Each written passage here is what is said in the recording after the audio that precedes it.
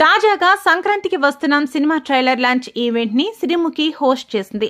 దిల్ రాజ్ కి events elevations ఇచ్చే క్రమంలో ఆయన పక్కనే ఉన్న సోదరుడు శిరీష్ తో కలిపి ఆమె ఒక పోలిక పెట్టింది.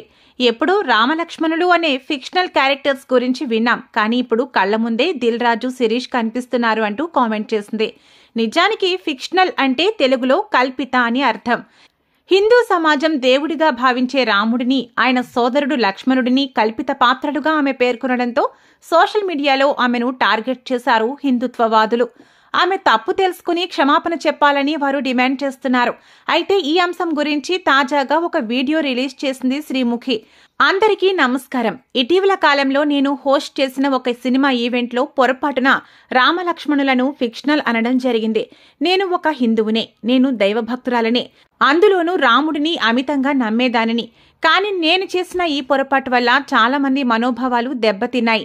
ఇలాంటి పొరపాట్లు మళ్లీ ఎప్పుడూ జరగకుండా వీలైనంత జాగ్రత్త పడతానని మీ అందరికీ మాట ఇస్తున్నాను.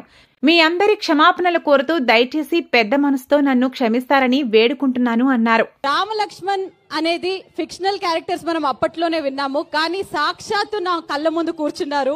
ఒకరు దిల్ రాజు అయితే ఇంకొకరు శిరీష్ గారు. రామలక్ష్మణ్ అనేది ఫిక్షనల్ క్యారెక్టర్స్ మనం అప్పట్లోనే విన్నాము, కానీ సాక్షాత్తు నా కళ్ళ ముందు కూర్చున్నారు. అందరికీ నమస్కారం. నేను మీ శ్రీముఖి.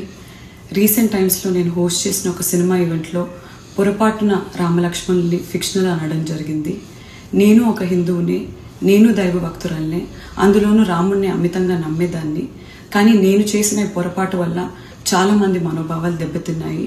ఇలాంటి పొరపాట్లు ఇంకెప్పుడు జరగకుండా వీలైనంత జాగ్రత్త పడతానని మీ అందరికీ మాటిస్తూ, మీ అందరికీ క్షమాపణ కోరుతూ, దయచేసి పెద్ద మనసుతో మీ అందరూ నన్ను క్షమిస్తారని వేడుకుంటున్నాను.